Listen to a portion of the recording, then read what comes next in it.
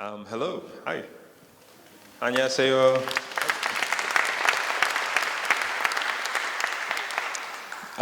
First and foremost, I'd love to thank the Daegu New Music Ensemble for joining me. If we could just give them a little applause as well. Thank you.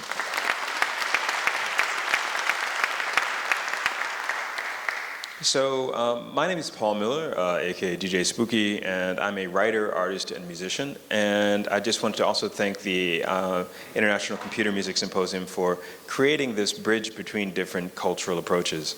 For me, as an artist who uses electronic music in the context of kind of a New York sort of globalist approach, it's always a pleasure to come to Korea. I've been here many times, and one of my favorite things to think about in Korea is the issues between how people recover from colonialism. And if you think about even just 2 generations ago, Korea had pretty much the same GDP as Somalia. It's always fascinating to see when people focus on developing a nation and making it grow. So tonight you're going to be seeing a collaboration between software design and traditional instruments, and it begins in Antarctica. So I took a studio to Antarctica several years ago and went to several of the main ice fields. And to me, Antarctica is the kind of the poetic, for lack of a better word, utopian vision of a contemporary response to climate change. Well, on one hand, you have the Antarctic Treaty of 1959, which essentially made it the only place on Earth with no government. And for me, at least, that's very interesting because governance, like I was mentioning earlier with the recovery from colonialism that we've seen here in Korea, government can easily be transformed into all sorts of systems of oppression and other issues that reflect in the music and the culture. So I just want to make sure that we have the software up on the screen. If we can, hopefully that'll, well, there we go. Normally it's bigger. So what you're going to be seeing tonight is, like I was mentioning earlier, kind of a discussion between traditional instruments and contemporary tools. So when you're thinking about Antarctica, one of the first things that comes to mind is landscape, and that's one of the themes here. So this is me near the Antarctic Peninsula, and I was there for 6 weeks, a week in transit each time, and then 4 weeks on the continent. And the idea was to look at the acoustic portrait that one could make of a landscape, and a landscape that's in the middle of radical transformation. I'm sure many of us tonight have experienced the heat in Daegu, and it's supposedly near record levels throughout the world. So we can easily see that the reflection sites of the north and the south polar regions are under crisis, but they're being reflected throughout the world. So this first piece is called Check Your Math, and it's inspired by the philosopher and scientist, the prototype for our modern scientist, Johannes Kepler. And Kepler essentially was a scientist who in 1611 was on his way home, and he saw a snowflake land on his sleeve, and the snowflake had such an incredible, precise geometric form that essentially he went home and wrote, he was fascinated by this, and he realized that there's an incredible kind of relationship to the geometry of ice and mathematics.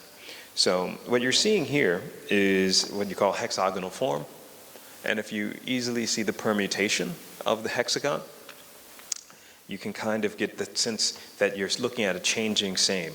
And once you actually have the formula for that, which is credited generally to Johannes Kepler, you can easily then begin to kind of start thinking of that permutation as a vocabulary that nature has in relationship to mathematics. So in African American culture, we also have hip hop. So this is one of the early progenitors of that. It's a gentleman by the name of Iceberg Slim. So you have the poetic on one hand and the scientific on the other. He would take photographs of himself sitting on a huge pile of ice. We can easily use this in Daegu today, I think, maybe. You know, but so he was one of the first people to kind of start thinking about poetics and ice. So thus the nickname Iceberg Slim. So sense of humor there, but also some of the material is being generated by Max MSP early. These are some patches that we came up with. And then once we had the mathematics from Kepler, we pulled it into the software for a couple different approaches, mainly based on a generative idea of geometry and how sound and ice would kind of be reflection points. So you do a series of permutations of the equation, and then you can easily begin to see that there's a very clear mathematical relationship. So this first piece is called Check Your Math, and I just want to kind of view this as a place where sound and landscape begin a conversation. So thank you all, and we're going to do an acoustic version and then a remix. So I'll just kind of leave Kepler up there as a reminder. So, you ready? Okay.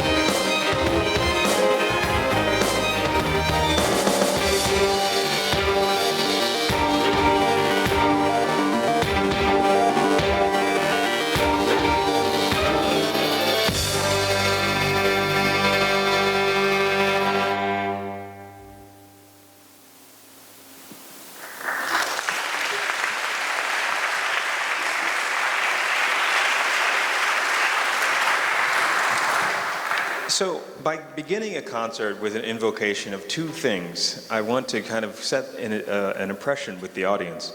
And first is that Antarctica, as I was mentioning earlier, is the only place on Earth with no government. And because of that, I've made this entire project open source. And I work with a group of scientists at Dartmouth. They have this a department called the Cold Regions Research Labs. And for me, at least, being a New Yorker, this is me with a lot of penguins. You know, it's about as remote and as different from New York as you could possibly imagine. But the idea was to do photography and to kind of get a sense of open source initiatives around photography and design. And this eventually went to the Metropolitan Museum in New York and to many other museums around the world.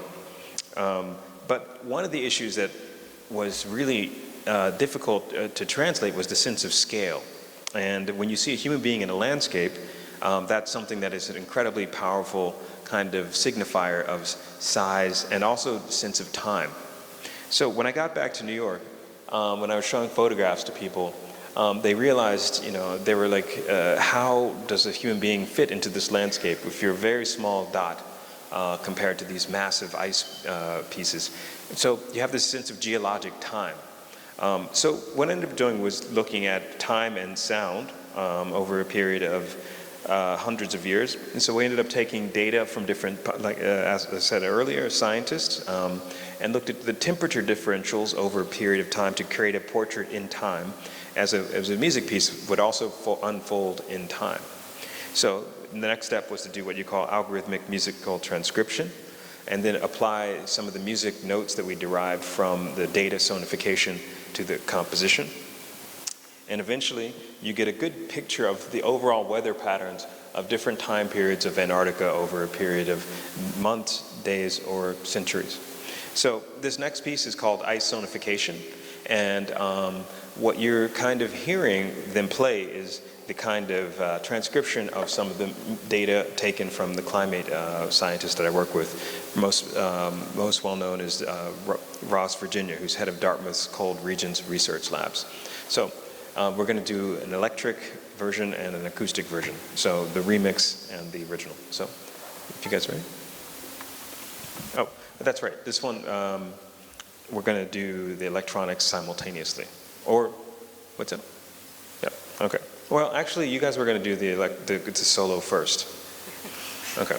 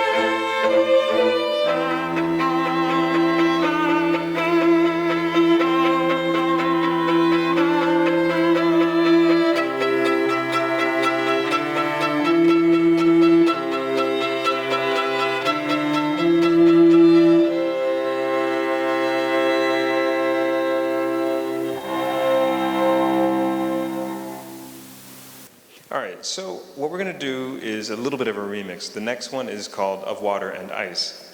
So what I was doing was thinking about vocabularies of global warming.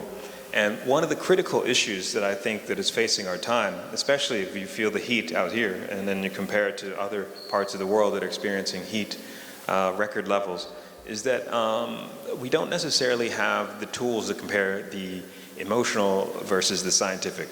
And to me at least, much of the progressive community that is involved with science hasn't necessarily taken the time to deal with the emotional aspects of devastation and climate change's disruption that's going to be happening over the next several decades, if not centuries.